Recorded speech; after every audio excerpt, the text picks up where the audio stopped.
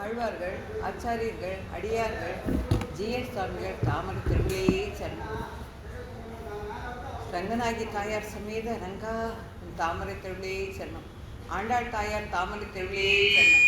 கண்ணன் கடலணையிலே சரணம். சர்வம் ஸ்ரீகிருஷ்ணார்ப்பணம் அஸ்து. இன்னைக்கு 16வது பாசுரத்தை அனுபவிக்க போகிறோம். இது வரைக்கும் தோழிகள்ங்கிற பாவத்தில் நம்ம எல்லாரையும் கொஞ்சம் தட்டி எழுப்பினான். நம்மளுக்கு கொஞ்சம் ஞானம் வந்துடுத்து. இப்போ நம்ம எல்லாம் கண்ணனை சேவிக்க போகிறோம். அவனுடைய மாளிகை, நந்தனுடைய மாளிகையில் நம்ம போய் வாசலில் நிற்கிறோம். மாளிகைனாக்கா அதுக்கு வாயில் காப்போம், தோரண வாயில் காப்போம் இவெல்லாம் இருப்பான். பெரிய மாளிகைனாக்க முன்னால் காவல்காரர்கள்லாம் இருப்பான். அவகிட்டெல்லாம் பர்மிஷன் கேட்டுருந்தான் நம்மளால் உள்ளே போக முடியும் இல்லையா? அதை தான் இந்த இடத்துல தாயார் நம்மளுக்கு எடுத்து சொல்கிறான். ராமானுஜ தயாபாத்திரம் ஞான வைராகிய பூஷணம் ஸ்ரீமத் வேங்கடநாதாரியம் வந்தே வேதாந்த தேசிகம் லக்ஷ்மீநாத சமாரம்பாம் நாதயாமன மத்தியமாம் அஸ்மத் ஆச்சாரிய பரியந்தாம் வந்தே குரு பரம்பராம் யோ நித்யம் அச்சுத பதாம்புஜ யுக்ம ருக்ம யாமோகதஸ்ததிதராணி திருநாய மேனே अस्मत् गुरो भगवतोस्य दयेग सिन्धोः रामानुजस्य चरणं चरणं प्रपद्ये माता पिता युवदयस्तनया विभूरिः सर्वं यदेव नियमेन मदन्वयानाम् आदस्स नखग बगुलाभिरामं श्रीमत्तदङ्गलियुगलं प्रणमामि मूर्ध्ना भूतं सरस्य महदातर पट्टनाद श्रीभक्तिसारकुलशेखर योगी वागान् भक्ताङ्ग्रियेनु परकालयदीन्दं मिस्नात् श्रीमत्पदामसमुनिं प्रणतोऽस्मि नित्यं नीलातुङ्गस्तनगिरितडि सुप्तमुक्तोत्य कृष्णं पाराट्यं संस्कृति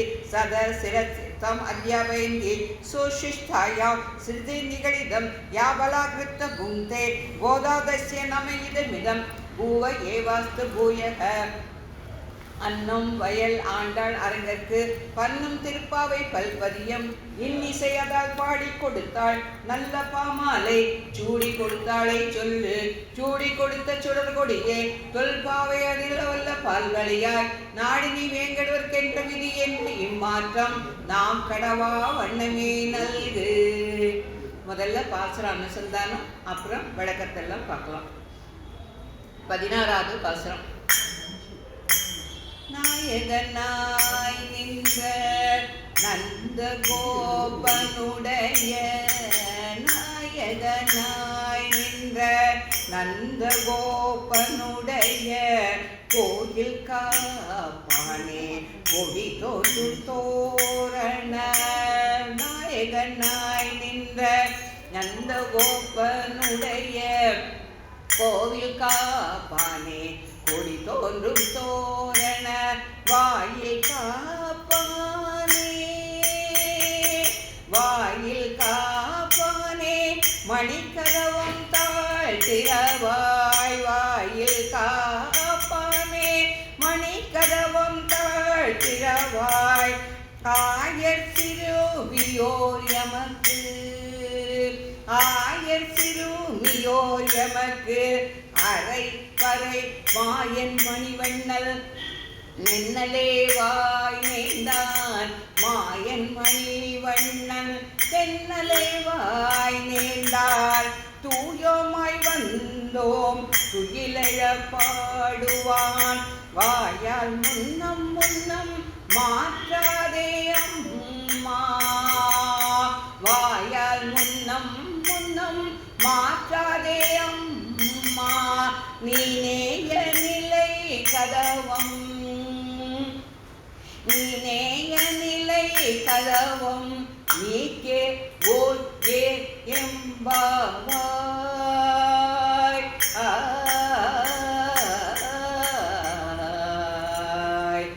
இதற்கு தோரண வாயில் காப்பான் வாயில் காப்பான் எல்லாரையும் நீ எப்படியாவது கதவை திறந்து விடு. நேற்றுக்கே கண்ணை எங்களுக்கு தரேன்னு சொல்லிட்டான். அதனால் நாங்கள் தூயமாக வந்திருக்கோம். அவன் துயில் எழுறதுக்கு நாங்கள் பாடணும். எங்களுக்கு வேறு எதுவும் இல்லை. அவனை நாங்கள் துயில் எழுப்பணும். அப்போ நீ வாயால் இப்படிலாம் நீ வேண்டான்னு சொல்லிடாத. அப்பா நீ திறந்து விடுன்னு சொல்லி அவர்கிட்ட வினயமாக கேட்குறான்.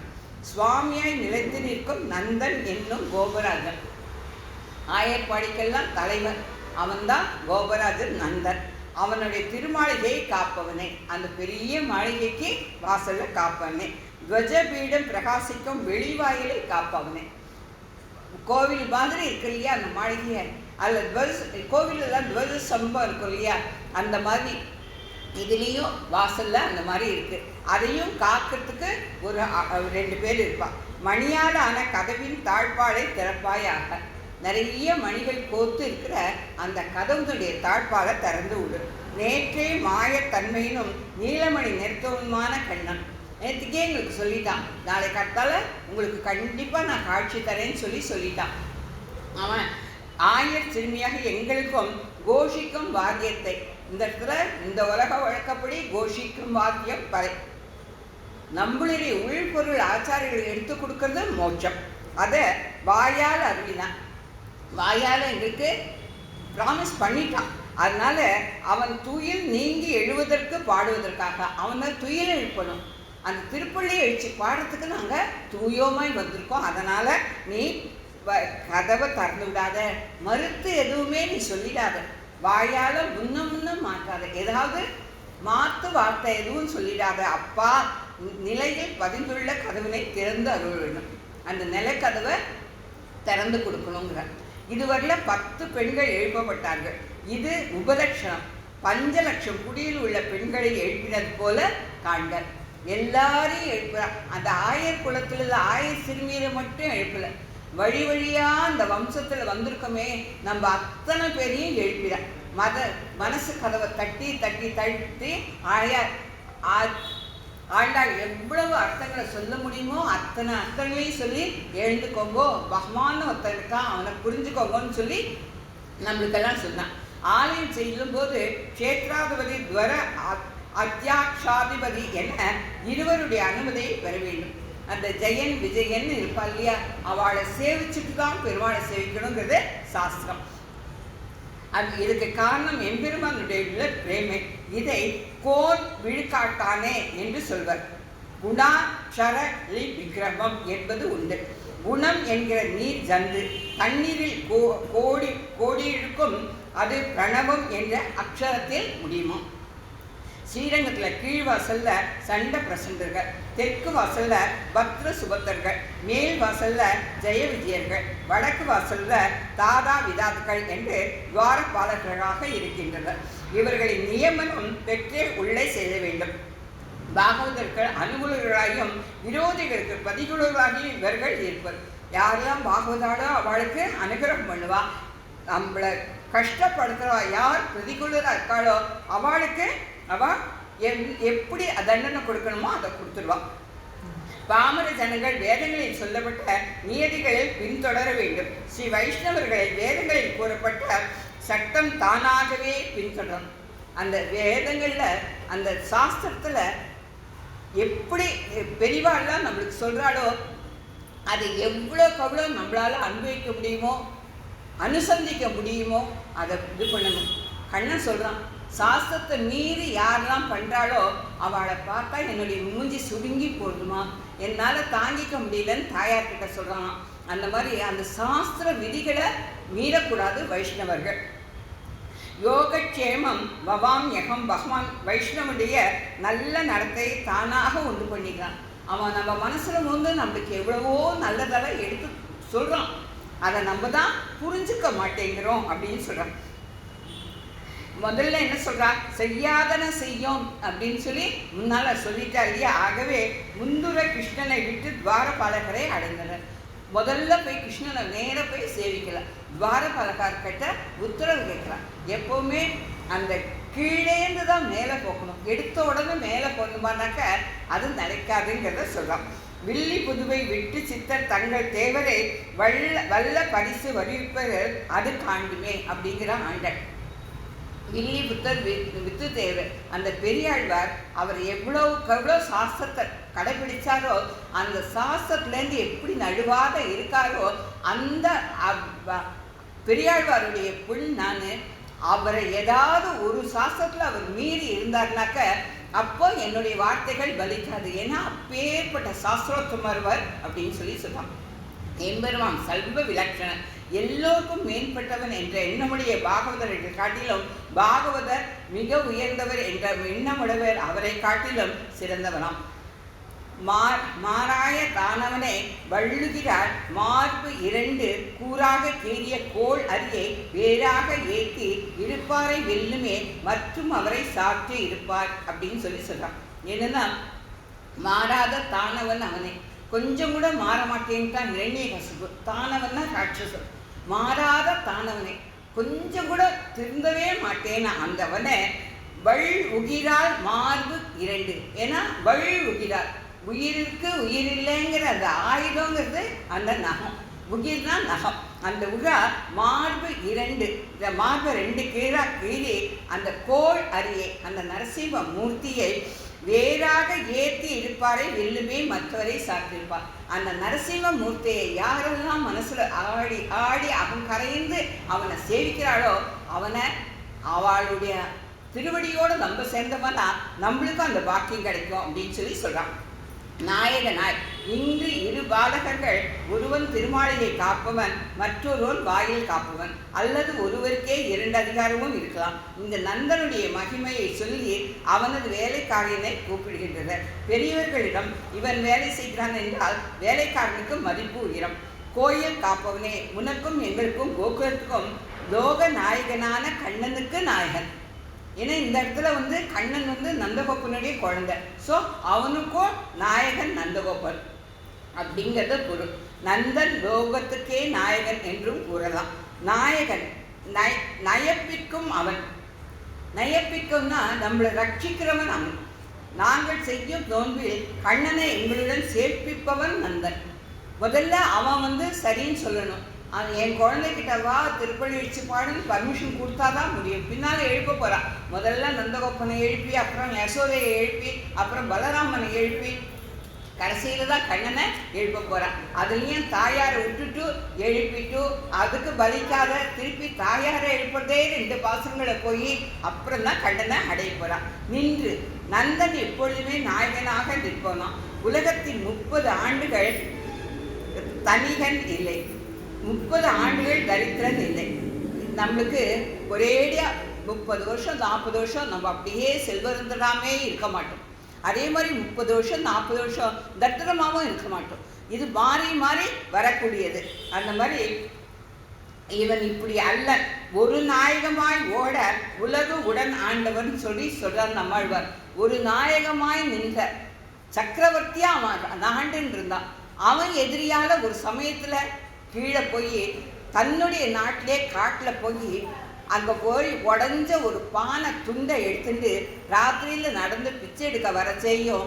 ஒரு கருப்பு நாய் காலை கவ்வ, அதனால் கால் கருப்பாக போய் தன்னுடைய நாட்டிலேயே தான் பிரஜைகள்கிட்டயே பிச்சை எடுக்கிற நிலைமை அவனுக்கு தான்.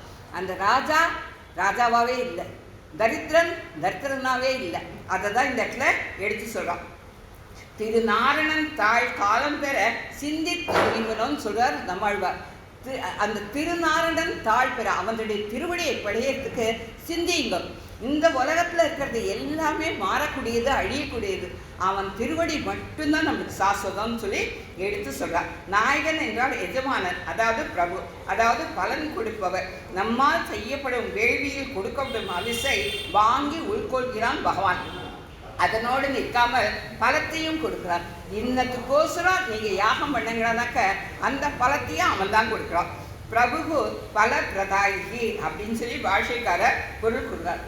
பிரபு அவன் தான் பிரபு. அவன் என்ன பண்ணுறான்? பலத்தை கொடுக்குறான். நீங்கள் என்ன கேட்குறீங்களோ அவனையே தான் நம்ம கேட்கணும். அவனையே கேட்டால் அவனையே அவன் கொடுப்பான். ஆனால் நீ என்ன கேட்டாலும் நான் தரேன்னு சொல்லி சொல்கிறான் பகவான். நந்தகோபன் ஜனங்களை ஆனந்திக்க செய்பவன், தானும் சந்தோஷிப்பவன். பிரஜைகளுடைய அந்த மூஞ்சில் இருக்கிற சந்தோஷம்தான் ஒரு ராஜாக்கு லட்சணம். பிரஜைகள் கஷ்டப்பட்ட அந்த ராஜாக்கு லட்சணம் கிடையாது. வசுதேவன் கிருஷ்ணனை பெற்றானை ஒழிய அவனை வளர்த்து அவன் மூலம் உண்டாகும் ஆனந்தத்தை பெறவில்லை. அது வசுதேவனுக்கு ஏற்பட்ட ஒரு சாபமாக போயிடுச்சு. கோபன் மாடுகளை ரட்சிப்பவன். கோ ரட்சணம் கோபன். அவன் ஆனந்த ரூபியான பகவானை ரட்சிப்பவன் என்றும் பொருள் கூறலாம். அந்த ஆனந்த ரூபமான பகவானை அவனையும் கண்ணனையும் தன்னை அண்டி தன்கிட்ட அந்த குழந்தைய அப்பா அம்மாவா இருந்து கூர்வேல் கொடும் தொழிலனா அந்த கண்ணன் கிட்ட எதுவுமே அண்டாத அந்த வேலோட அந்த ஒரே சிந்தனையில கண்ணா கண்ணான்னு வாழ்வான். ஏர் ஆர்ந்த நெடும் கண்ணி அவள் அந்த ஏர் ஆர்ந்த அந்த கண்ணன் கண்ணன் கண்ணனே இருக்கக்கூடிய யசோதை. கோயில் காப்பானே, நந்தகோப்பனுடைய ஆலயத்தை காப்பானே. இங்கே கிருஷ்ணன் வசித்த போதிலும் இது நந்தகோப்பனுடைய இல்லம்தான். ஏன்னா நந்தகோப்பனுக்கு இவன் குழந்தை, அதனால அந்த இல்லம் நந்தகோப்பனுக்குன்னு ஆயிடுது.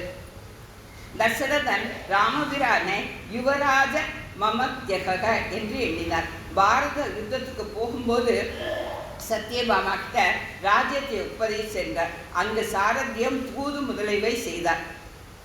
அந்த ராஜ்யத்தை எப்படி ஆள்றது, யாராவது ராஜா வேணுமோ, அப்போ சத்யபாமாக்கு அந்த ராஜ்ய பாரத்தை கொடுத்துட்டு இந்த பாரத யுத்தத்துக்கு கண்ணன் போகிறான். விஸ்வசேனே நயஸ்த சமஸ்த ஐஸ்வர்யம் என்று பகவானை தனது அரசை விஸ்வசேனருடைய ஒப்படைத்து விட்டாராம். பரமபடத்தில் எல்லா ஐஸ்வர்யத்தையும் விஸ்வசேனர்கிட்ட கொடுத்துடுறான். அந்த விஸ்வசேனருடைய நேர் அவதாரம் தான் நம்மாழ்வார். அதனால தான் அவர் எல்லா விதத்திலையும் நம்மளுக்கு அந்த 1102 பாசுரங்கள் அந்த திருவாய்மொழியில் அவர் கண்ணனை எப்படி அடையணும், கண்ணனை அடையலைன்னா நம்மளுக்கு என்னெல்லாம் கஷ்டம் கிடைக்கும், கண்ணனை அடைஞ்சால் நம்மளுக்கு என்னெல்லாம் கிடைக்குங்கிறத அவ்வளோ விவரமாக எடுத்து சொல்லியிருக்கார். கிருஷ்ணன் பிறந்த பிறகு கண்ணன் முற்றம் கலந்து அலறு ஆயிற்றே. அந்த கண்ணன் பிறந்த உடனே அந்த ஆயர்கள்லாம் மஞ்சளையும் சுண்ணாம்பையும் தயிரையும் நெய்யும் பாலையும் இது பண்ண அழகுனா சேரு. கண்ணன் முற்றம் கலந்து அவன் கண்ணன் வாசல்ல அவன் பிறந்திருக்கிற வீட்டில் அந்த முற்றத்தில் பூராத்தியம் சேர ஆயிடுது அப்படின்னு சொல்கிறான். நந்தகோப்பனுக்கும் சுவாமி கிருஷ்ணன் அவனுடைய இல்லம் என்றும் பொருள் கொள்ளலாம். இவ்வாறு கூறுகையில் நாயகனாய் நின்ற என்பதை என்பதை சேர்த்து கொள்ளலாம். கோயில் காப்பான் பொதுப்படையாக கூப்பிட்டனர். அனந்தனுக்கு சேஷன் என்று பெயர். நின்றால் கொடை, நடந்தால் திருவடி, படுத்துக்கிறதுக்கு படுக்க, அவன் கொடுத்துக்கிறதுக்கு இது எல்லாமே அனந்தன்கிற சேஷன்தான். சென்றால் குடையாம் என்கிற வகையில் பல உருவங்களை எடுத்து சேஷத்துவம் அடிமை செய்கிறபடியால் அனந்தன் என்று அழைக்கப்படுகிறார். அதனால எம்பெருமான் கைங்கரியம் நித்தியம் அழிவற்றதானபடியால் இதையிட்டே சேஷன் என்று அழைக்க வேண்டும். அனந்தன் நாகராஜன் என்று தனக்கு பெயர் இருந்த போதிலும் அதை இட்டு அழைப்பதில் மகிழ்ச்சி அவனுக்கு கிடையாது. அவன் சேஷன் சேஷசாயின்னு தானே அவனை கூப்பிடுறான். சேஷன்னு கூப்பிடுறதுல தான் அவனுக்கு அனந்தனுக்கு மகிழ்ச்சி. சுவாமி தேசிகனும் கர்ம பிரம்ஹாரயத்வைக வீரி சோக் விக்கிரணக என்று சொன்னார். இங்கு நாயகனாய் நின்ற என்பதை காப்பானே என்ற இடத்தில் சேர்க்கலாம்.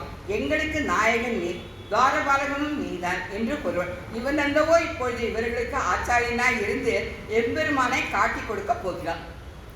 நந்தகோப்பன் தானே நம்மளுக்கு இப்போ ஆச்சாரியன். ஆச்சாரியன் மூலியமா தாயார் போகணும், தாயார்கிட்ட தானே பெருமாள்கிட்ட போக முடியும். அதுதான் சொல்றான். இந்த இடத்துல நந்தகோப்பன்கிறது ஆச்சாரியன். எம்பெருமானை துதிக்க வந்த ஆடவந்தார் முதலிலும் முடிவிலும் தமோகக சித்யா குகாக்லிஷ்ட பிதாமகம் நாகமுனிஸ் என்று ஆச்சாரியனை துதி செய்தார். நாகமுனியை துதி செஞ்சுதான் ஒவ்வொரு பாசுரத்திலையும் ஆளவந்தார் எழுதியிருக்கார். ஏன்னா அந்த ஆச்சாரிய அனுகிரகங்கிறது அவ்வளோ ஒரு வசதியானது நம்மளுக்கு. கொடி தோன்றும் தோரணம் வெளி துவாரம். தோரணம்ங்கிறது வெளியில் இருக்கிற துவாரம். துவாரம்னாக்கா வழி. ஒரு ஆற்றுக்கு ஒரு பெரிய பங்களா இருக்குனாக்க அதுக்கு கொஞ்சம் முன்னாலேயே அலங்காரங்கள்லாம் இருக்கும். அதை தான் கொடி தோரணம் அப்படின்னு சொல்கிறாங்க. அங்கு கொடி கட்டுப்பள்ளுவது நந்தன் எஜமான நானபடியால் மற்றவர்களிடையே வேறுபாட்டை காட்டுவதற்கு இவன் இல்லத்தில் கொடி. பெரிய பெரிய ராஜாலாம் எப்படி துவாரகையிலெல்லாம் கொடி கட்டி கொடி ஏற்றி பறக்கிறாளோ, இதில் பார்த்தோம்னாக்க பூரி ஜெகநாத்தில் சாயங்காலம் 6 மணிக்கு அந்த இருட்டில் அந்த வம்சம் அவள்லாம் வரா. அந்த கொடி ஏற்றத்துக்கு இறக்கிறதுக்கு அவள் விரதம் இருப்பாளாம். விரதம் இருந்து தான் ஏற்ற முடியுமா? அந்த கோவில் படிக்கட்டுலேயே அவள் எப்படி ஏறுறாங்கிறது நம்மளுக்கு அப்படியே ஒரு ஆச்சரியமாக இருக்கும். அந்த மேலே போய் அந்த கொடியை தினம் மாற்றுவாள். துவாரகையிலையும் சரி, துவாரகையில் ஏறி மாற்றுறது ரொம்பவே ஈஸி. ஆனால் பூரி ஜெகநாத்தில் பார்த்தோம்னா நம்மளுக்கு அவ்வளோ ஆச்சரியமாக இருக்கும். இப்படி கூட மனுஷா அவ்வளோ பக்தியோடு இருப்பாளா, இப்படியெல்லாம் சாதிப்பாளான்னு நம்மளுக்கு தோணி போயிடும். அந்த கொடி தோரணம் அந்த ராஜாங்கிறதுனால அது அமைஞ்சிருக்கு அப்படின்னு சொல்கிறார். பாண்டியன் என்னும் அரசன் தன் நாட்டில் வியாதி துர்பிஷம் முதலிய ஏற்பட கண்டு அஞ்சான். ஒரு பாண்டியன் இருந்தான். அவன் நாட்டில் திடீர்னு வியாதி எல்லாம் வர ஆரம்பிச்சது. மலையில் வசிக்கும் அகஸ்தியரை சரணமடைந்தான். அவர் ஆலோசித்து கூறினார், நீ தர்மநெறி தவறி ராஜ்யம் ஆள்கிறார், ஆகையால் மழை பெய்யாது, தீங்குகள் ஏற்பட்டன என்றும். அதுக்கு பரிகாரமாக அரசன் இந்த மலையை துவஜமாக்கி கொண்டு இனி நெறி தவறாமல் அரசு புரிகிறேன், இது சத்தியம் சத்தியம் என்று சொல்லி மலையை தூக்கி கொடியாக்கி கொண்டான்.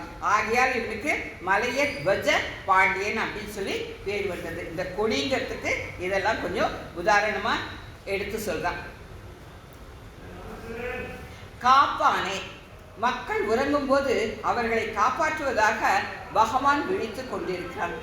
அவன் பார்க்கறதுக்கு அவன் யோக நித்திரையில் இருக்கான். அவன் நித்திரையிலேயே இருக்கான்றது தான் நம்மளுக்கு தெரியும். பார்க்கடலில் அவன் படுத்துன்னு இருக்கான், யோக நித்திரையில் இருக்கான். அந்த யோகத்தில் இருந்து என்ன பண்ணுறான் அப்படின்னா, அங்கேருந்து கிளம்பிடுறான். கிளம்பி ஒவ்வொரு ஆத்மாவையும் தட்டி தட்டி தட்டி எழுப்பி, நான் இருக்கேன், என்ன சரணாகதி பண்ணிக்கோ, இந்த ஜென்மம் உனக்கு போகிறோம், வந்துடுன்னு சொல்லி நம்மளை கூப்பிடுறான்.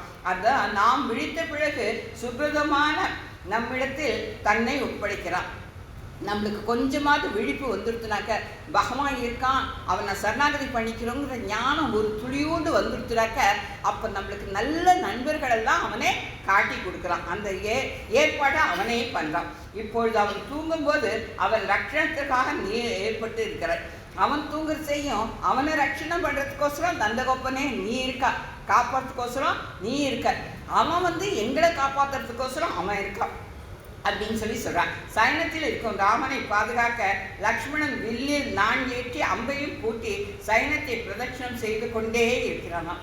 அந்த லக்ஷ்மணன் 14 வருஷம் அந்த ராம சீத்தையை காப்பாற்றுறதுக்கு அவன் உண்ணாத உறங்காத இருந்து அவன் செஞ்சிருக்கிற கைங்கரியம். ஏன்னா அவன் ஆதிசேஷனுடைய அவதாரனால தான் அந்த கைங்கரியம் அவனுக்கு சித்திச்சிருக்கு. அந்த மாதிரி நம்மளும் அடுத்தவாளுக்கு கைங்கரியம் பண்ணுற ஒத்தாசை பண்ணுற எண்ணம் நம்மளுக்கு நிறையா இருக்கணும். நம்ம எல்லாருக்கிட்டே இந்த ஒத்தாசை வாங்கிக்கிட்டு புண்ணியம் கிடையாது. 4 பேருக்காவது ஏதாவது ஒத்தாசை பண்ணுற எண்ணம் நம்மளுக்கு முதல்ல வரணும். அது வந்துடுத்துனாக்கா நம்மளுக்கு உடம்புல சக்தியும் பண சக்தியும் தானே அவன் கொடுப்பான். முதல்ல அந்த எண்ணம் நம்மளுக்கு வரணும்னு சொல்கிறான். மணிக்கதவம் அழகான கவாடம் ரத்தினங்களை இழக்கப்பட்டது. நந்தகோப்பன் மாளிகை இல்லையா, ரத்தினங்களை அழைச்சிருக்கு. ஆயர்பாடியில் உள்ள ஜனங்களுக்கே தூமணி மாடம் இருந்தால் எம்பெருமான் விஷயத்தில் சொல்ல வேண்டுமோ. அந்த கோபர்களுடைய வீடு எல்லாமே தூமணி மாடம், தூய மணி மாடம், தூய ரத்தினங்கள் இழைக்கப்பட்ட மாடங்கள் உடைய வீடு. அப்படி அந்த கோபர்களுக்கே அப்படி இருக்குன்னா அந்த கோபர்களுக்கு ராஜா வீடு எப்படி இருக்கும்? அதுதான் பொன் இயலும் மாட கவாடம் கடந்து புக்கு.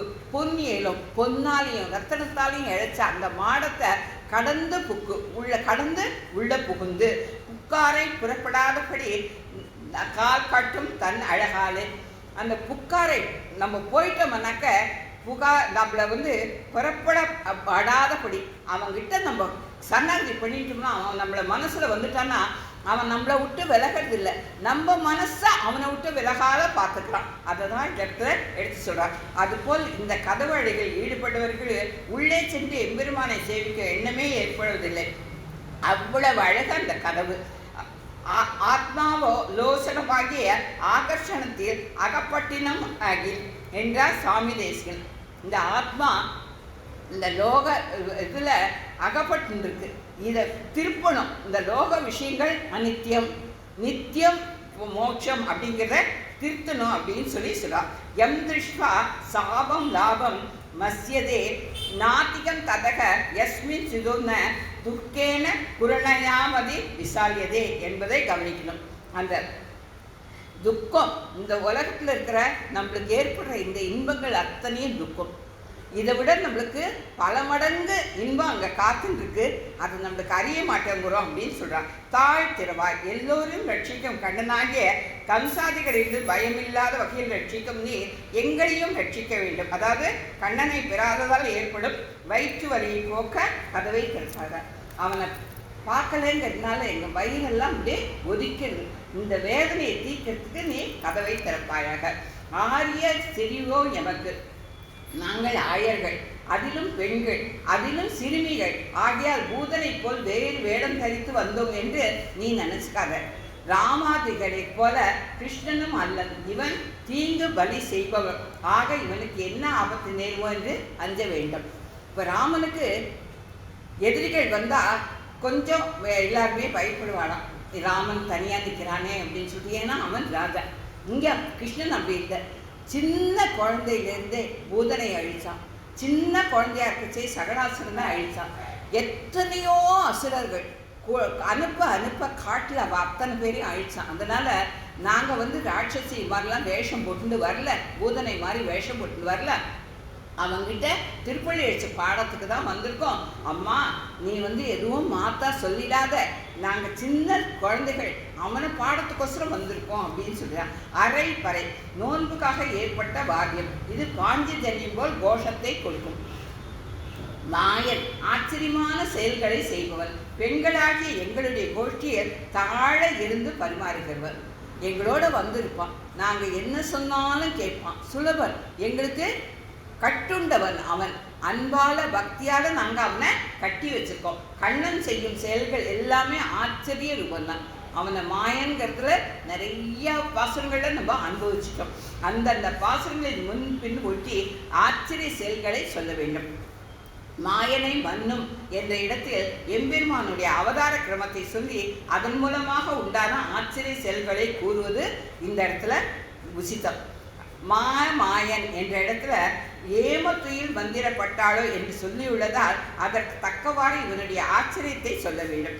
பெரும் துயில் மந்திரம் என்பதை பார்த்தால் காடக நித்திரை என்று சொல்வதற்கு காரணமாக இருக்க இவளுக்கு சாபம் மந்திர பிரயோகம் ஏற்பட்டது என்று தெரிகிறது.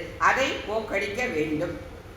அப்போதுதான் இவள் எழுந்திருப்பாள். இப்படியெல்லாம் அந்த ஒவ்வொரு பாசுரங்களுக்கும் அதில் அர்த்தம் சொல்கிறான். மாயனை பாடு என்கிற இடத்தில் பாகவதற்கு பெருமை சொல்கிறார்கள். பாகவத உபச்சாரம் இன்றியமையாதது என்று ஏற்படுகிறது. அந்த பக்தர் கோஷ்டியில் நம்ம இருந்தோம்னாக்க அந்த பாகவத கோஷ்டியினுடைய அந்த உபச்சாரம் அவளோட இருந்துட்டோம்னாலே போகும். அவள் சுவாசிக்கிறார் அந்த காற்று வெளியில் வர அந்த காற்று நம்ம மேலே பட்டாலே அவ்வளோ வசத்தின்னு சொல்லி சொல்கிறான். இந்த விஷயத்தை எம்பெருமான் நாரதருக்கு காட்டினார். தன்னுடைய கிரக ஹஸ்த தர்மத்தை பார்க்க வந்த நாரதருக்கு எல்லாவற்றையும் காட்டி பாகவதரின் திருவடி துகள்களை தான் சிரசில் சரிப்பதாக சொன்னார். அந்த கோபர்களுடைய அந்த எவெல்லாம் நடக்கிற அந்த சிரசு அதில் இருக்கிற அந்த கீழே பாதத்தூளி நிறையவே இதெல்லாம் ஆழ்வார்களும் எடுத்து சொல்லியிருக்காங்க. பாகவதர்கள்லாம் நடந்து போகிற இடத்துல நம்ம பார்க்கலாம். பெருமாள் ஏழை பண்ணிட்டு போனால்னாக்க முன்னாடி ஒரு கோஷ்டி போவா, பின்னாடி ஒரு கோஷ்டி போவா. பின்னாடி கோஷ்டி போனதுக்கப்புறமா அந்த இடத்துல விழுந்து சேவிச்சு அந்த மண்ணை எடுத்து தலையில் தடவைக்கணும். அதுதான் பாகவத் தூளி. அதுக்கு இருக்கிற வசதி வேறு எதுக்குமே கிடையாது. அந்த பாகவத் தூளி கிடச்சிட்டுனா எல்லாமே முடிஞ்சு போயிடும்னு நம்மாழ்வார் முதற்கொண்டு எல்லாருமே நிறைய பாசுரங்கள்ல எடுத்து சொல்லியிருக்காங்க. எப்போவுமே பாகவதர்கள் நடந்து போன இடத்துல இருக்கிற அந்த மண்ணை எடுத்து தலையில் தடவிக்கிறதுங்கிறது அவ்வளோ ஒரு வசதியான காரியம். 16,000 பெண்களை மணந்த கிருஷ்ணன் துவாரகையில் 16,000 ரூபங்களால் அனைவரையும் மகிழ கிரகஸ்த தர்மத்தை நடத்தி காட்டினான். ஒவ்வொருவர் வீட்டிலும் ஒவ்வொரு விதமான செயல்களில் ஈடுபட்டிருந்த கண்ணனை கண்டு வியந்த நாரதர் ஒரு இல்லத்தில் கண்ணனே திருவாராதனம் செய்வதை கண்டு துணுக்குற்று பெருமான் ஆராதிக்கும் பெருமாளை காண விழுந்து கண்ணனிடம் விளம்பித்தார். ஒவ்வொரு ஆற்றிலையும் 16,000 பேரையும் கல்யாணம் பண்ணிட்டான். அவளை தான் வாழ்விக்கணும் முடியும். அப்போ ஒவ்வொருத்தரத்துலேயும் கண்ணனா கண்ணனா கண்ணனா இருக்கார். ஒரு இடத்துல கண்ணனே திருவாராதனம் பண்ணுறான். பெருமாளுக்கு திருவாராதனம் பண்ணுறது நம்ம அந்த பெருமாளை திருவாராதனம் பண்ணுறதுச்சா நாரதருக்கு ரொம்ப ஆச்சரியமாக போடுறான். பாகவதரின் திருத்தாள் தவுளியே தம் ஆராதன மூர்த்தி என்று காட்டினான் கண்ணன். இந்த பாகவதர்கள்லாம் இருக்காளே இவாளுடைய தாழ் கீழே இருக்கிற தூளி தூசு அதை தான் எடுத்துன்னு வந்து என்னுடைய ஆராதனை மூர்த்தியாக வச்சுருக்கேன். ஏன்னா நான் கண்ணன் சொல்கிறான், ஒரு ஞானி ஒருத்தன் என்கிட்ட ஆத்மார்த்த பக்தியோடு இருக்கிறவன் எனக்கு கிடைக்க மாட்டானா அப்படின்னு சொல்லி நான் ஏங்குறேன் அப்படின்னு சொல்லி கண்ணனே சொல்கிறாப்புல இந்த இடத்துல எடுத்து சொல்கிறான். அந்த பாகவதரின் திருத்தாள் தூளியே நம்ம ஆச்சாரிய மூர்த்தி என்று காட்டி தன் சுவாமிசத்தை விட்டு சௌலபிய சௌசல்யங்களே வெளிப்படுத்தினான். அந்த அவனுடைய சௌசல்யம் அந்த குணங்களை அவன் வெளிப்படுத்தினான். இந்த பாட்டில் மாயன் என்பதற்கு நென்னலே வாழ்ந்தான் என்பதை அனுசரித்து அவனுடைய ஆச்சரிய செயல்களை கூற வேண்டும். அதாவது ஆயர்பாடியிலிருந்து மதுரைக்கு வரும்போது சந்தனத்தை சமர்ப்பித்த ஸ்ரீவக்ர கூனியின் உடலை கோணல் அகற்றி நேர் செய்ததுடன் அழகி ஆக்கினான். அப்போ என்ன பண்ணுறான், மதுரைக்கு போகிறான். அக்ரூரரோட பலராமனும் கண்ணனும் மதுரைக்கு போகிறான். கம்சன் அழைச்சின்னு வர சொல்லிட்டான். அக்ரூரை மதுரைக்கு போகிறான். மதுரைக்கு போகிற செய்யும் அங்கே மதுரை பட்டணம், இது ஆயப்பாடி கிராமம். இங்கேருந்து அங்கே போனப்போ ஒரு வண்ணான்கிட்ட தனக்கு வஸ்திரங்கள் கேட்குறான். அவன் வந்து கம்சனுக்கு பயந்து கொடுக்க மாட்டேன்னு சொல்லிட்டான். அதனால் ஏற்பட்ட அந்த அபச்சாரத்தை தான் பின்னால் ஸ்ரீரங்கத்தில் வந்து அந்த ஆச்சாரியர் ராமானுஜர் வந்து எடுத்து வச்சது. எல்லா ஒரு வண்ணான் வந்து ஈரம் கொல்லின்னு அவளுக்கெல்லாம் பேர் கொடுத்தார். ஒரு வண்ணான் வந்து தனக்கு வந்து ரங்கனுடைய துணிகளை துவைச்சு கொடுக்கறதுக்கு பர்மிஷன் வேணும்னு சொல்லி கேட்டாராம். அப்போது ஏன் அப்படின்னு சொன்னப்போ எங்கள் வம்சத்தில் முன்னாடி ஒருத்தர் கண்ணனுக்கு வஸ்திரம் தரமாட்டேன்னு சொல்லிட்டார். அதனால் ஏற்பட்ட அந்த பாவம், அதனால் ஏற்பட்ட அந்த இது நீங்களும் தான் இன்றைக்கி இவனுடைய வஸ்திரத்தை நாங்கள் துவைச்சு கொடுத்தோன்னா அந்த சாபம் எங்களுக்கு நீங்கும் அப்படின்னு சொல்லி ஸ்ரீரங்கத்தில் சொன்னாராம். அதே மாதிரி வஸ்திரம் தரமாட்டேன்னு சொன்னப்போ திருப்பி கொஞ்சம் தூரம் போனப்போ சந்தனம் தான் பூசிக்கணும்னு கண்ணனுக்கு ஆசை வருது. ஏன்னா கம்சனை பார்க்க போகிறதாண்டாக்க தான் ரொம்ப இழிவான தலையில் போகக்கூடாது, தான் ரொம்ப வசந்தவனாக போகணுங்கிறது கண்ணனுடைய எண்ணம். அப்போது ஒரு கூனி ஸ்ரீவக்ர அப்படின்னு சொல்ல அவளுடைய உடம்பு 3 வளைஞ்சிருக்குமா, 3 இடத்துல வளைஞ்சிருக்குமா. அப்போது அவகிட்ட போய் சந்தனம் கொடுக்குறியான்னு கேட்குறா. அவள் என்ன பண்ணுறா, சாதாரண சந்தனத்தெல்லாம் ஒதுக்கி வச்சுட்டு கம்சனுக்குன்னு எடுத்து வச்சுருக்கிற அந்த ஒஸ்தியான சந்தனத்தை எடுத்து கண்ணனுக்கும் பலராமனுக்கும் பூசி விடுறான். பூசி விட்டப்போ உனக்கு என்ன வேணும்னு கேட்குறான் கண்ணன். எனக்கு எதுவுமே வேண்டாம்ப்பா, இந்த பாக்கியம் எனக்கு கொடுத்தியே போடுன்னு சொன்னப்போ வேண்டாம், உனக்கு நான் எப்பேற்பட்ட பாக்கியத்தை தரேன் பாருன்னு சொல்லிட்டு அவளுடைய கால் கட்டவரலில் தன்னுடைய கால் கட்டவரலால் அழுத்தினானோ. கண்ணன் அழுத்தின உடனே அவளுடைய 3 கூன் நிமிர்ந்து போயிடுது.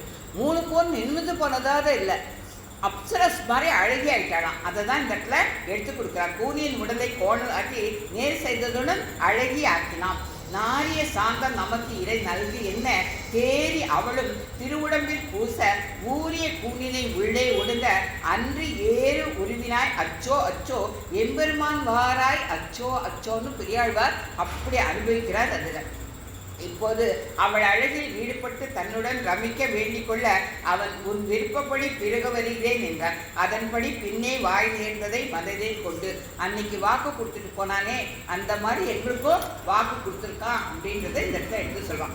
சந்தனத்தை எம்பெருமானுக்கு சமர்ப்பித்ததின் பலன் இவளுக்கு அவனுடன் பெரும் போகம். எனவே முன் சொன்னபடி ஆச்சரியமான வேலைகள் செய்து நம்மை ரவிச்சு சொன்னான்.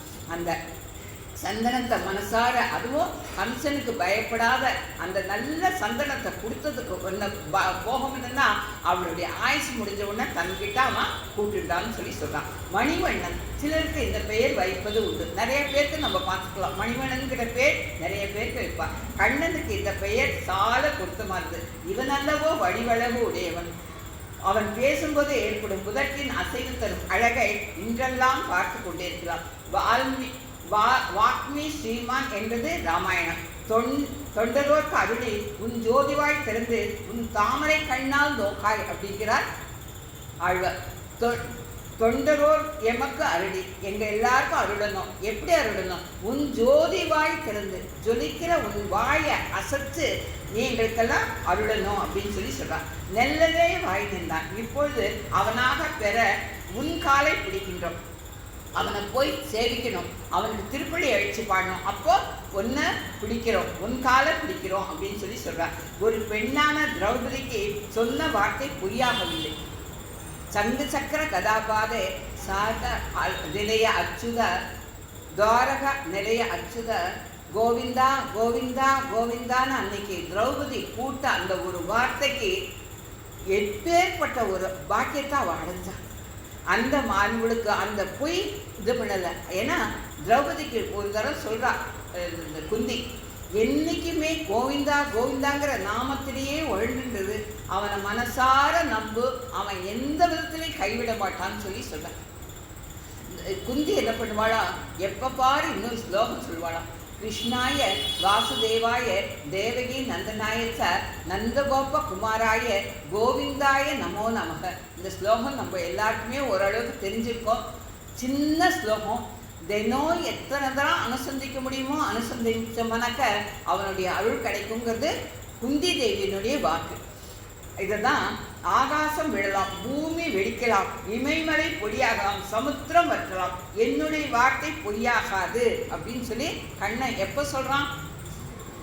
பரீட்சத்தினுடைய புத்திரனுடைய வயிற்றில் பரீட்சித் குழந்தையாக இருந்து அஸ்வத்தாமனுடைய இதால் கற்கட்டியாக போய் கீழே விடணும். உத்தரையும் குந்தியும் திரௌபதியும் கதறான். அப்போ கண்ணன் சொல்கிறான், நான் உண்மையான பிரம்மச்சாரியாக இருந்தாக்க ஆகாசம் விழுந்தாலும் விழலாம், பூமி வெடித்தாலும் வெடிக்கலாம், இமயமலை பொடியாகலாம், சமுத்திரம் வற்றலாம், ஆனால் என்னுடைய வார்த்தை பொய்யாகாது. நான் பிரம்மச்சாரினா இந்த குழந்தை எழுந்திருக்கட்டும். தன்னுடைய கால் கட்டவர்களால் தீண்டினப்போ பரீட்சித் மகாராஜா உயிரோட வந்தானா, அவ உத்திரை குழந்தை உயிரோட வந்தானா. மனசில் அபிப்பிராயம் இருந்தால் செய்தே தீர்வது. அவன் மனசில் நம்ம இடம் பிடிச்சிட்டோன்னா எப்பேற்பட்ட கஷ்டத்தையும் அவன் தீர்த்து வைக்கப்படுவான். இன்றே சொல்லவே மாட்டான். வாமன அவதாரத்தில் பலி சக்கரத்தில் யாசிக்க சென்ற போது சுக்கராச்சாரியார் பலமுறை தடுத்தும் நான் கொடுக்கிறேன் என்று சொன்னதை ஒரு காலம் மாற்ற மாட்டேன் என்று பலிச்சக்கரவர்த்தி பதிலுரைத்தான். அதை கேட்டான் வாமனன். அவனால் இவன் சிக்ஷிக்கப்பட்டவன், எப்படி பொய் சொல்வான்? தாய விவாகம் என்று ஒரே ஒரு முறை, கன்னியாதானம் ஒரே ஒரு முறை, கொடுப்பேன் என்று சொல்வதும் ஒரு முறை என்பது சாஸ்திரம். முதலில் இசைந்து இல்லை என்று பிறகு சொல்ல மாட்டார்கள். அந்த கமண்டத்தில் தீர நான் கொடுக்குறேன்னு சொல்லி தார வாத்துட்டா அது சத்தியம். அதை ஒரு நாள் அவள் மீறமாட்டான். தூயோமாய் வந்தோம், முக்கரணங்களில் சுத்தியோடு வந்தோம், மனம் வாக்கு இந்த 3 தாலியும் நாங்கள் சுத்தியோடு வந்திருக்கோம்.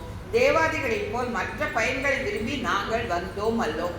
ஆண்டாள் நாச்சியார் நிறைய பாசுரங்களை பின்னால் அதான் சொல்ற 30 அவரர் முக்கோடி அந்த பாசுரத்தே அதான் சொல்லப்படான்.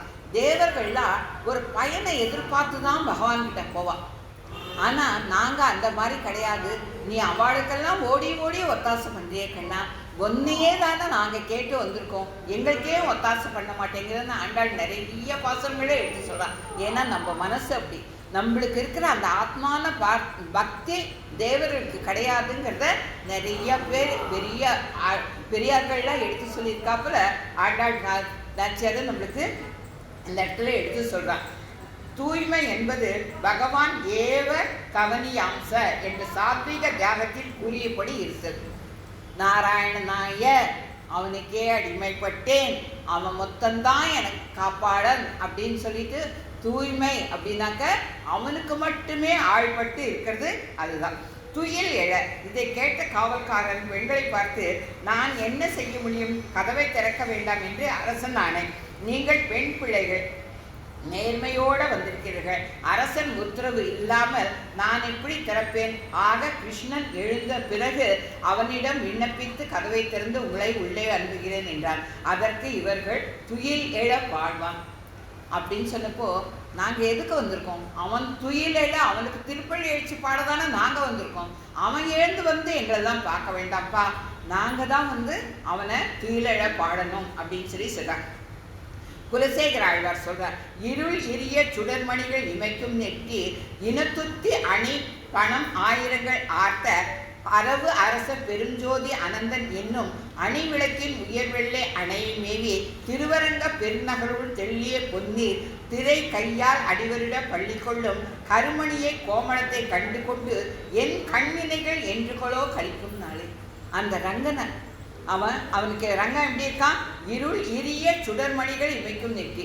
எந்த இடத்துல இருட்டு இருந்தாலும் அதை போக்கக்கூடிய ஜொலிக்கிற மணிகள் இருக்கிற அவனுடைய நெற்றி. இனம் துத்தி அணி பணம் ஆயிரங்கள் காக்க. இனத்துத்தி 1000 தலைகள் உள்ள ஆதிசேஷன் அவனை காத்துருக்கான். அரவு அரச பெருஞ்சோதி அனந்தன் என்னும் அரவு அரசன் அவன் பெருஞ்சோதி அனந்தன் என்னும் அணி விளக்கும் உயர் வெள்ளை அணை வெள்ளவிளையேன்னு இருக்கிற அந்த அரவு அணையில மேவி திருவரங்க பெருநகர் தென்னீர் பொன்னி காவிரி தாய் காலை வருடி விடுறாளா ரங்கனுக்கு. அந்த மாதிரி அடிவருட பள்ளிக்கொள்ளும் கருமணி அவன் வெள்ளவிளையேன்னு இருக்கிற ஆதிசேஷன். அதுக்கு மேலே கண்ணங்கரையில படுத்து இருக்கிறவன் கண்ணன்.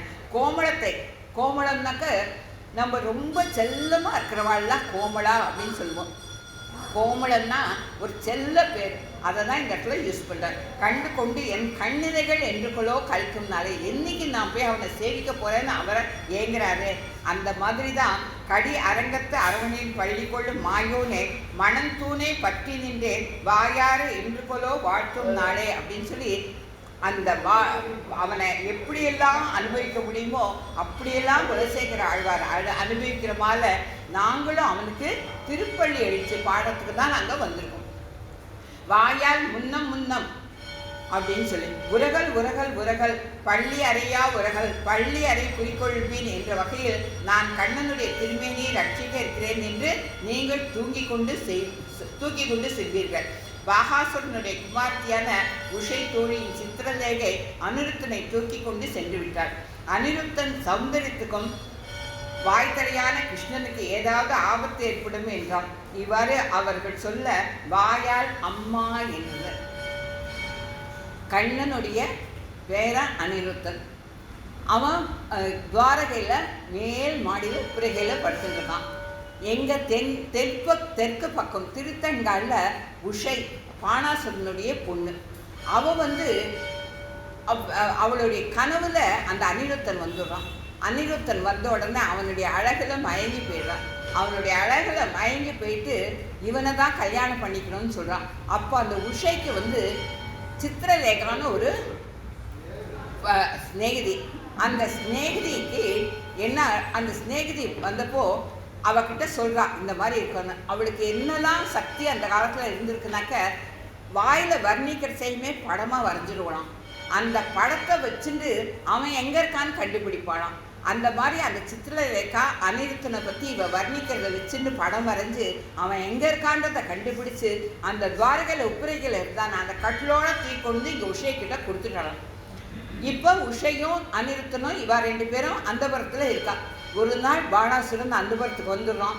அவள் 2 பேரையும் பார்த்துடுறான். பார்த்த உடனே 2 பேரையும் ஜெயிலில் போட்டுடுறான். ஜெயிலில் போட்டப்போ கண்ணன் இதுக்கோசரம் தன்னுடைய பேரனை காப்பாற்றுறதுக்கோசரம் அங்கேருந்து போர் பண்ணுறதுக்கோசரம் வரான். அப்போது இந்த பாணாசுரனுக்கு 1000 தோள்கள். இது சிவன்கிட்ட வரம் பெற்றிருந்தான். சிவன், முருகன், பிள்ளையார், அக்னி, காளி எல்லாருடைய துணையோட பாணாசுரன் போர் புரியிறான். ஆனால் கண்ணன் கிட்ட போய் எதிர்த்து நிற்க முடியுமா? அது தெரியல அவளுக்கெல்லாம். கொஞ்ச நாளை கழிச்சு சந்தை நடக்கிற செய்யனா இவன் பரபிரம்மம், இவனை போய் யாராலையும் ஜெயிக்க முடியுமான்னு சொல்லிட்டு எல்லாரும் அவன் காலடியில் விழுந்த உடனே அவளுக்கு ஆசீர்வாதம் பண்ணிட்டு பாணனுடைய 998 தோள்களை அறுத்துட்டு 2 தோள்களை மட்டும் அவனுக்கு கொடுத்து உஷைக்கும் அனிருத்தனுக்கும் கல்யாணம் பண்ணி வச்சான்றதை சொல்கிறான்.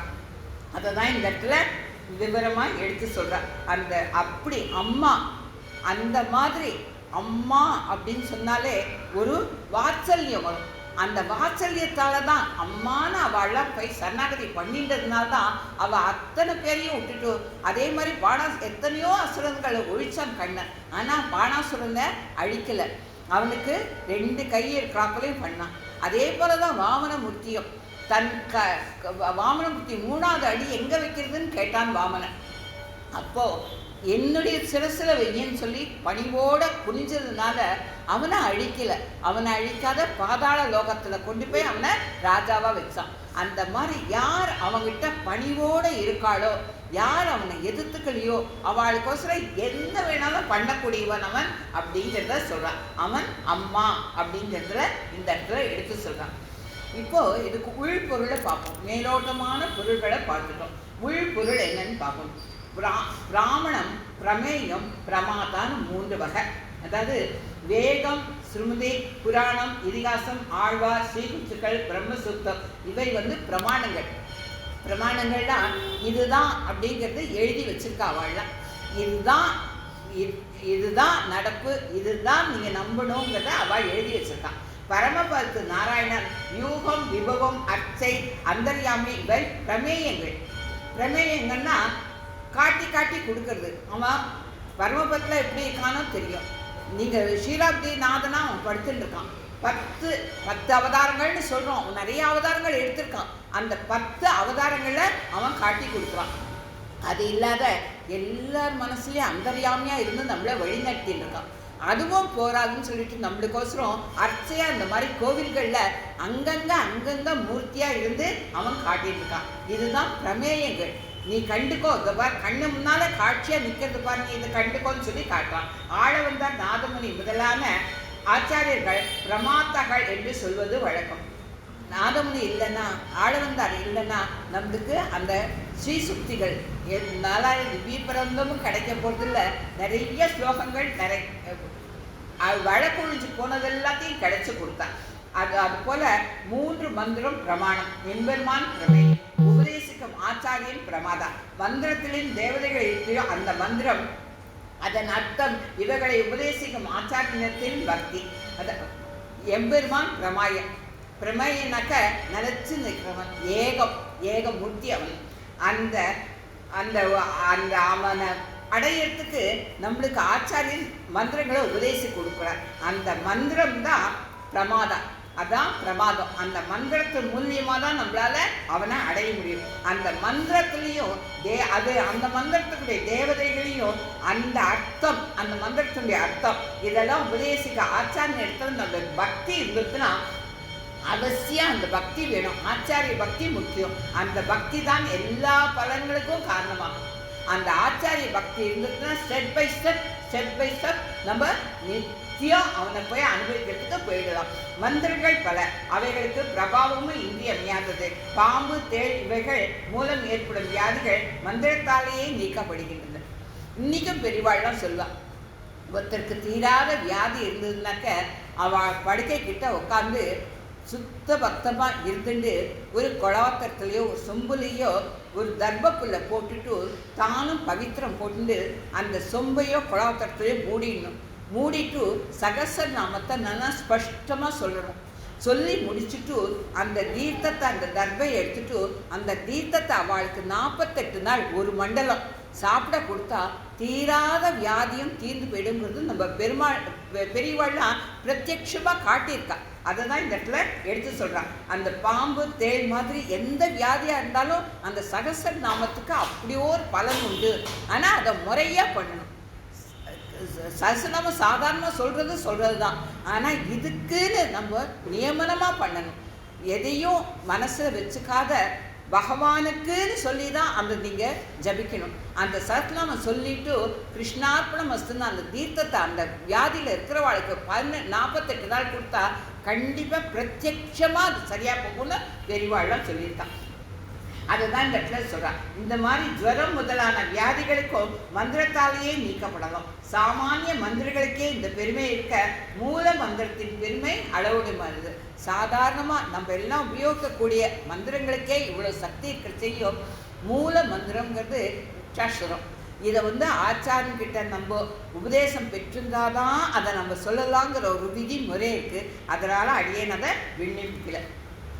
8 மாமூர்த்தி என் கண்ணன், 8 திக்கும் 8 இறை என் பிருகுதி, 8 மாவரைகள் என்ற எண்குணத்தோம், 8 என்னும் எண்குண மதியோர்க்கு, 8 மாமலர் என் சித்தி, 88 யோகாங்கம் என் செல்வம், 8 மா குணம், 8 என்னும் கலை, 8 ரசமேல் அளவும் எட்டினனே.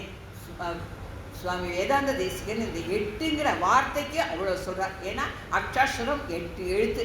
அந்த 8ங்கிற அந்த இதுக்கு இவ்வளோ தூரத்துக்கு சொல்கிறார். இந்த மந்திரங்களின் விசேஷங்களை ஸ்ரீமத் ரகசிய சாரத்தில் காணலாம். தான் கூறிய பிரமாணம், பிரமேயம், பிரமாதா இந்த 3 பாசுரத்தில் காட்டப்படுகிறது. இந்த பாசுரத்தில் நம்மளுக்கு அதை தான் காட்டுறான். பிரமாணம் இந்த பாசுரங்களில் இருக்கிற வார்த்தைகள். பிரமேயம் அதை நம்ம எப்படி ஆச்சாரியின் மூலியமாக நம்ம தெரிஞ்சுக்கிறோமோ அது. பிரமாதா அவன்தான். கோவில் காப்பானே என்பதால் மூல மந்திரம் கொடி, வாயில் காப்பானே என்பதால் பயம், ஆயில் திரும்பி வாய் நேர்ந்தான் என்பதால் சரமஸ்லோகம். இதுலேயே 3 வந்துடுறது. கோவில் காப்பான் அப்படிங்கிறது அக்ஷாட்சர மந்திரம், மூல மந்திரம். அடுத்தது கொடி, வாயில் காப்பான் இந்த வார்த்தையெல்லாம் எதை குறிக்கிறதுனா துவயத்தை குறிக்கிறது. நம்ம ஆச்சாரியன் கிட்ட போனால் அந்த மூல மந்திரம், துவயம், சரணஸ்லோகம் இதை தான் நம்மளுக்கு உபதேசிக்க போகிறேன். அந்த ஆயுள் திரும்பி வாய் நேர்ந்தான்கிறத சரமஸ்லோகமாக சொல்கிறான். இந்த மந்திரங்களை 7 பாட்டும் வரைந்தோ இன்னும் பகலிலையோ சம்பாதித்தால் பலனை தராது. அப்படியே அதுதான் முன்னாலேயே விண்ணப்பிச்சேன். இதை புஸ்தகத்தில் பார்த்தோ சாதாரணமாக கற்றுண்டோ இதுக்கு சொன்னோம்னாக்கா நம்மளுக்கு பலன் கிடையாது. சசனமே ஆகட்டும், ஒரு ஆச்சாரியங்கிட்ட நம்ம கற்றுண்டு அதை நம்ம உபயோகப்படுத்துறதையும் தான் அதனுடைய பலன் கிடைக்கும். எந்த விஷயமே சரி, யாராவது ஒரு பெரியவா கிட்ட, ஆச்சாரியன்னா பெரிய பெரிய ஆச்சாரியங்கள் தேடிப்பட வேணாம். நம்பாத்தில் இருக்கிற பெரியவா, நம்ம தாத்தா, தாத்தாக்கு தாத்தா, நம்ம அப்பா, அப்பா தான் முதல் குருன்னு சொல்லுவா. இவா கிட்ட யார்கிட்டயாவது நம்ம கற்றுக்கணும், முதல்ல கேட்டுக்கணும். அதை கேட்டுட்டு தான் நம்ம உபயோகப்படுத்தணும்னு சொல்லி சொல்கிறேன். இந்த மாதிரி அப்படி இருந்தால் தான் இதுதான் மூட பக்தி. இன்னும் மூட பக்தியாக இருக்கேன்னு சொல்கிறாங்க. ஆனால் அது மூட பக்தி இல்லை, மூடும் பக்தி. நம்மளுடைய அஞ்ஞானத்தை மூடுற பக்தி, நம்மளுடைய ஞானத்தை வெளிப்படுத்துகிற பக்தி, நம்ம மனசில் வெளிச்சம் ஏற்படுத்துகிற பக்தி. இது இருந்தால் மந்திர சித்தியம், எம்பெருமான் அனுகிரகம் கிடைக்கும் அப்படின்னு சொல்லி சொல்கிறான். நாயகனான் நின்ற ஜகத்துக்கு நாயகன் ஜெகநாதன், பேச நின்ற சிவனுக்கும் பிரம்மன் தனக்கும் நாயகன் தனி முதல் அவனே அப்படின்னு சொல்கிறாப்புல, அந்த பேச நின்ற சிவனையும் பிரம்மாவையும் படைத்தவனே அவன்தான். அதனால் அவன் நாயகன் அப்படின்னு சொல்லி சொல்கிறான். வேத பகாரம் நடந்த போது வேதத்தை காப்பாற்றியவன் கோபன், பரமசிவனையும் ரட்சித்தவன். அந்த நான்முகன் தன்னுடைய வேதத்தெல்லாம் தொலைச்சிட்டு அப்படியே அழுதுண்டு நின்னப்போ அவனுக்கு அம்சரூபத்தில் வந்து ஹைகிரீவராக வந்து அந்த வேதங்களெல்லாம் திருப்பி சொல்லி கொடுத்தவன் பரமாத்மா. அது இல்லாத பரமசிவனுக்கும் பிரம்மாக்கும் ஒரு சின்ன வாக்குவாதம் வந்துடுது. பிரம்மாவுக்கு 5 தலை இருந்துதான்.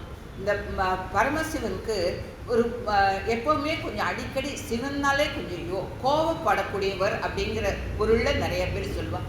அந்த கோபத்தில் என்ன பண்ணிடுறார், தன்னுடைய அப்பா தானேங்கிற ஒரு எண்ணம் கூட இல்லாத ஒரு உனக்கு எதுக்கு 5 தலை, நான் எடுத்துக்கிற ஒரு தலையன்னு சொல்லிட்டு ஒரு தலையை கிள்ளிடுறான். சரி, தன்னுடைய குழந்தை ஏதோ பண்ணுறானேன்னு சொல்லிட்டு பிரம்மாவாத விட்டாரா, விடலை.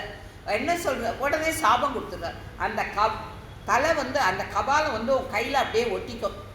என்னைக்கு அந்த கபாலம் நிறையிறதோ அன்னைக்கு தான் உனக்கு அந்த கபாலம் உன்னை விட்டு போகும்னு சொல்லி சாபம் கொடுத்துடுறார். இவ 2 பேருக்குள்ள இந்த இதை நடிச்சுட்டு சிவன் ஒவ்வொரு இடத்துலையும் அது ரொம்பத்துக்கோசரம் எல்லார் இடத்துலையும் போகிறாராம். எங்கே பாரு அடைஞ்சு அவரால் எதுவுமே பண்ண முடியல. ஏன்னா அவரால் சாப்பிடக்கூட முடியல, அந்த கபாலம் கையில் ஒட்டின்னு இருக்கு அப்படியே. அப்போ பத்ரிநாத்துக்கு போகிறார். பத்ரிநாத்துக்கு போய் அந்த இடத்துல போய் பத்ரிநாதன் கிட்ட போய் இது போல் இந்த கபால மோட்சம் கொடுன்னு சொல்லி வேண்டினப்போ தன்னுடைய நெஞ்சிலேருந்து வியர்வை வந்துதான். அந்த வியர்வை வந்து அமிர்தமாக மாறித்தான். அதை எடுத்து அந்த கபாலத்து மேலே இன்றைக்கும் பத்ரிநாத்தில் பின்னாடி பிண்டம் போடுற இடத்துல பார்த்தீங்களான்னு அந்த கபால மோட்ச இடம் இருக்கும், இன்றைக்கும் சாட்சியாக இருக்குது. அந்த அமிர்தத்தை எடுத்து ஒரு துளி தெளித்த உடனே அப்போ அந்த கபாலம் வெடிச்சு போயிடுது, அவனுக்கு விமோச்சம் கிடைச்சிது. அதை தான் இந்த சொல்கிறார். பிரம்மாவையும் சிவனையும் எல்லா இடத்துலேருந்தும் காப்பாற்றக்கூடியவன் அவன் இது பண்ணான். நமக்கு பரமானந்தம் கொடுப்பது பிரபத்தி. நம்மளுக்கு பரம ஆனந்தம் நம்மளுக்கு கிடைக்கணும்னாக்க ஆச்சாரியன் கிட்ட போய் நம்ம சம்மாசனம் பண்ணிக்கணும், அந்த பிரபத்தி பண்ணிக்கணும், அவங்ககிட்ட சரணாகதி பண்ணிக்கணும் அப்படிங்கிறத சொல்கிறான். கொடி என்பது முதலாக துவயம், வைகுண்ட லோகத்தில் கொடி, தோரணம், வாசல் எல்லாம் சொல்லப்படுகிறது. நாராயணன் தமரை கண்டு உகந்து அப்படிங்கிற பாசத்தில் நம்மாழ்வார் கடைசி 10வது பாசத்தில் கடைசி பாசத்துக்கு முதல் பாசத்தில் எப்படி நம்ம அர்ச்சாதி மார்க்கத்தில் போக போகிறோம், யாரெல்லாம் நம்மளை எப்படியெல்லாம் கூட்டின்னு போகிறாங்கிறத விவரமாக சொல்வார். அப்போ சொல்லுவார், நாராயணன் தமர் அவரை கண்டு உகந்து. மேல் லோகத்தில் போக போக 12 லோகங்களை நம்ம தாண்டணும். அங்கே இருக்கிற முனிவர்கள், ஒவ்வொரு லோகத்தில் இருக்கிற தேவர்கள்லாம் நம்மளை விழுந்து சேவிப்பானோம். நம்ம இங்கே இந்த உலகத்தில் நம்ம இப்படி கட்டு உண்டு இருக்கோம். நம்ம அந்த அர்ச்சாதி மாதத்தில் போகிற செய்யும் நாராயணன் தமர், உங்களுக்கு அந்த பாக்கியம் கிடைச்சிருத்து, நீங்கள் அங்கே அவங்ககிட்ட போகிறவங்க, எங்களுக்கு அந்த பாக்கியம் கிடைக்கலன்னு சொல்லி கண்டு உகந்து அப்படின்னு சொல்லி சொல்கிறார். ஆயர் சிறுமி நேர்ந்தான். ஆயர்பாடியில் உள்ளவர்களுக்கும் தன் எளிமையை காட்ட அவதரித்த கிருஷ்ணன். எல்லார்கிட்டையும் தன்னுடைய ஆயர் சிறுமியிற்கு மட்டும்தான் அவ்வளோ எளிமையாக இருந்தான். பின்னால் போக போக யாருக்கும் தன்னுடைய எளிமையாமல் காட்டலை. அந்த கீதையில் முன்பே சர்ம ஸ்லோகத்தை உபதேசித்தார். நாங்கள் முக்கரண சுத்தியோடு மந்திரம், தேவதை, ஆச்சாரியன் இவர்களிலே பூர்ண விசுவாசத்துடன் இருக்கிறோம். நம்ம எப்போவுமே அப்படிதான் இருக்கணும். எப்படின்னா முக்கரண, இந்த மனசு சுத்தமாக இருக்கணும், இந்த வாக்கு சுத்தமாக இருக்கணும், இந்த உடம்பு சுத்தமாக இருக்கணும். சம்சார நித்திரையாக்கிய கீழிலிருந்து எழ, அதாவது மோட்ச நந்தம் பெற வந்திருக்கிறோம். இந்த சம்சாரத்துலேருந்து எங்களுக்கு விடுபடணும். மோட்சம் மாதிரி உன்னுடைய திருவடியை அடையணும். ஏதத் சாமகாயத் நாஸ்தே அப்படின்னு சொல்லி உனக்கு ஒன்கிட்ட பாடம் வந்திருக்கும். நீ தான் அப்படிங்கிறத பாடம் வந்திருக்கும். அம்மா ஆச்சாரியனே, நேச நிலை கதவு, துவாரங்கள் என்னும் 2 கதவுகள் பிரணவம் நமக. ஒரு கதவு நாராயணாய, மற்றொரு கதவு துவயத்தில் 2 கண்டங்களும் 2 கதவுகள். அந்த அம்மாங்கிறது என்னன்னா மூல மந்திரம், அஷ்டாஸ்திர மந்திரத்தில் பிரணவம். அதுக்கு பிரணவம் தான் எல்லாருக்குமே தெரியும்னு நினைக்கிறேன். நமக ஒரு கதவு. அப்புறம் நாராயணனாய, நாராயணனே உனக்கு மட்டுமே அடிமைப்பட்டவன்கிறது. துவயத்தில் 2 கண்டங்கள் இருக்குது. அதை சர்ம ஸ்லோகத்தில் பூர்வார்த்தம் உத்ரார்த்தம் 2 கதவுகள். இந்த எல்லாத்தையும் நம்மளுக்கு ஆச்சாரியின் மூலியமாக நம்மளுக்கு கிடைச்சிருச்சுன்னா அப்போது அந்த மந்திரத்தின் அர்த்தத்தை விவரித்து ஆச்சாரியரே எங்களுக்கு உரைக்க வேண்டும். கடல் கலையிலும் தேர்தட்டிலையும் அறையப்பறையும் கோஷத்துடன் சரமசோகலும் என்னும் மந்திரத்தை மாயனாக ராமனும் கிருஷ்ணனும் தேர்தட்டில் உட்காந்து தான் சர்மஸ்லோகத்தில் கிருஷ்ணன் சொன்னான். ராமர் 3 சர்ம ஸ்லோகங்கள் இருக்குது. ராம சர்வஸ்லோகம், கிருஷ்ணன் சர்வஸ்லோகம், இவர் வராக சர்மஸ்லோகம், 3 சர்மஸ்லோகம் இருக்குது. தினம் இது 3த்தையும் அனுசந்தித்தாலே அவ்வளோ நல்லதுன்னு சொல்லி பெரியவா சொல்லலாம். இந்த கடற்கரையில் அந்த கடலினுடைய ஆரவாரத்தில் விபீஷணன் வந்து சரணாகதி பண்ணப்போ அவனுக்கு தன்னுடைய சர்ம ஸ்லோகத்தை உபதேசித்தான் ராமன். தேர்தட்டில் உட்காந்து கிருஷ்ணன் சர்ம ஸ்லோகத்தில் உட்கான். அந்த மாதிரி இந்த இடத்துல உபதேச காலத்தில் அதஸ்புராணம் அழகாக இருந்தபடியால் அவன் மணிவண்ணன் ஆகிறான். மூல மந்திரம் தயம் என்ற 2ம் தன்னை சொல்பவனுக்கு மோட்சத்தை கொடுக்கும். ஆகையால் இந்த மந்திரங்கள் மணியானவை. மந்திர ரத்னம், அதனுடைய கடாவத்தை துவயத்தை தான் மந்திர ரத்தினம்னு சொல்வான். ஏன்னா மூல மந்திரம் அக்ஷாசுர ரொம்ப ஆச்சாரமாக காட்டால நம்ம குளிச்சுட்டு நேம நிஷ்டையோடு இருக்கிற செய்யலாம் அது ஜபிக்க முடியும். ஆனால் அந்த துவயங்கிறது எப்போ வேணா நீங்கள் படுக்கையில் படுத்துட்டு கூட துவயத்தை அனுசரிச்சுட்டே இருக்கலாம். அதனுடைய பலன் உங்களுக்கு கிடைக்கும் அப்படின்னு சொல்லி சொல்கிறான். எப்பொழுதுமே அனைவருக்கும் சுவாமியாக விளங்குகின்றனும் ஆனந்த ஸ்வரூபனும் பசு போன்ற நம்மையும் காப்பாற்றுவனாக பகவான். அந்த பசுக்களை மேய்க்கிறதுக்கோசரம் அவன் எப்படி காட்டுக்கு போனானோ அந்த மாதிரி நம்மளும் பசுக்கள் தான். நம்மளை காப்பாற்றுறதுக்கோசரம் எடுத்துக்காட்டும் மூல மந்திரத்தை உபதேசித்து ரட்சிக்கும் அவன். அவனுடைய அக்ஷாசுர மந்திரத்தை ஆச்சாரியின் மூலமாக நம்மளுக்கு உபதேசித்து ரட்சிக்கும் அவன். கொடி, தோரணம், வாசல் முதலிகள் விளங்க பெற்ற வைகுண்டத்தை கொடுக்கும் துவய மந்திரத்தை உபதேசிப்பனே. நம்மளுக்கு அந்த மோட்சத்தை கொடுக்கக்கூடிய அதை உபதேசிக்கிற ஆச்சாரியன். இந்த மந்திரங்களில் உள்ள கதவு போன்ற சொற்கள் பொருளை விளக்குவாயாக. அந்த மந்திரத்தில் இருக்கிற அர்த்தம் தெரிஞ்சின்றாதான் அந்த மந்திரத்துடைய விசேஷம் நம்மளுக்கு தெரியும். அதை தான் இந்த இடத்துல சொல்கிறான். மாயாவியான எம்பெருமான் கடற்கரையும் தேர்தட்டிலும் அடைந்தவர்கள் ரட்சிப்பேன் என்று மிக சந்தோஷத்துடன் சர்மஸ்லோகம் என் மந்திரத்தை முன்பே உபதேசித்து அறிந்தான். கானம் பாட சம்சார துக்கத்தில் இருந்து எழுந்திருக்க தூய்மையுடன் வந்துள்ளோம். நம்ம எல்லாரும் நம்மளை தூய்மையாக்கின்றோம். தயை உள்ள ஆச்சாரியனே, மந்திர அர்த்தங்களை உபதேசிக்க நூல்களில் சொல்லப்பட்ட பலவித பரீட்சைகளை சொல்லி உபதேசம் செய்யாமல் இருந்து விடாதே. ஏன்னா சாஸ்திரம் இருக்கு. சாஸ்திரம் வந்து சட்டுன்னு அந்த காலத்துலலாம் ஓரான் வழின்னு சொல்லுவாள். ஒரு குரு ஒரு சிஷ்யனுக்கு மட்டும்தான் சொல்லி தருவாளாம். அந்த உதட்ட அசைவை மெதுவாக காட்டில் வச்சு தான் சொல்லி தருவாளாம். இப்படி தான் இன்னைக்கு உபதேசத்தில் கற்றுட்டுருக்கா. நாங்கள் அந்த மாதிரி தான் வரல. எங்களுக்கு நீ எப்படியாவது உபதேசிக்கிறோம், அந்த சாஸ்திரப்படி எனக்கு சொல்லாதேன்னு சொல்லிடாதே, இதை சொல்லிக் கொடு அப்படின்னு சொல்கிறேன். எம்பெருமானை நன்கு விளக்குகிற கதவு போன்ற பதங்களின் அர்த்தங்களே எங்களுக்கு உபயோகமாக. அந்த எம்பெருமானுடைய கதவு மாதிரி இருக்கிற அந்த மந்திரங்களுடைய அர்த்தம், அந்த அர்த்தம் தெரிஞ்சாதான் நம்ம அந்த மந்திரங்களை விடவே மாட்டோம், ஜபிச்சுட்டே இருப்போம். அதை தான் ஆச்சாரியன் எப்படியாவது நம்மளுக்கு உபதேசங்கிறத இந்த இடத்துல எடுத்து சொல்கிறேன். அடியே குற்றங்குறைகளுக்கு சமைக்க பிரார்த்திக்கிறேன். கண்ணனை அனுபவிக்கிறதுக்கு எப்படியெல்லாம் ஆச்சாரியர்கள் நம்மளுக்கு உபயோகப்பதாங்கிறத இதில் பார்த்துட்டோம். எப்படியாவது ஆச்சாரியன்கிட்ட போகணும், நம்ம சரணாகதி பண்ணிக்கிறோங்கிற மனசில் ஒரு எண்ணத்தை நம்ம தினம் நம்ம பிரார்த்திச்சிருந்தோம்னா ஒரு நாள் கண்ணை கண்டிப்பாக அதை சக்ஸஸ் ஆக்கிடுவோம். அடியே திருவாடி பூழத்து ஜெகத்தூதித்தாள் வாழியே, திருப்பாவை 30 செப்பினாள் வாழியே, பெரியாழ்வார் பெற்றெடுத்த பெண் பிள்ளை ஆழியே, பெருமுள்ளூர் வாணிக்கு மாமுனிக்கு பின்னானாள் வாழியே, 143 உரைத்தாள் வாழியே, உயர் அரங்கற்கே கண்ணி உகந்து அழித்தாள் வாழியே, மறுவாரும் திருமல்லி வளநாடு வாழியே, மண் புதுவை நகர்கோதை மலர்பதங்கள் வாழியே. அப்படின்னு ஆண்டாள் திருவிழியை சர்வம் கிருஷ்ணார்ப்பணம் வஸ்து. நாளைக்கு அடுத்து 17வது பாசுரம். அதுலேருந்து நந்தகோப்பனை எல்லாரையும் எழுப்ப போகிறா. எப்படியெல்லாம் முறைப்படி எழுப்பணும், முறை தப்பினா அதனால் என்ன தப்பு நடந்தது, திருப்பி அந்த முறையோடு பண்ணி எப்படியெல்லாம் கண்ணனை அனுபவிச்சாங்கிறத நாளையிலேருந்து அனுபவிப்போம்.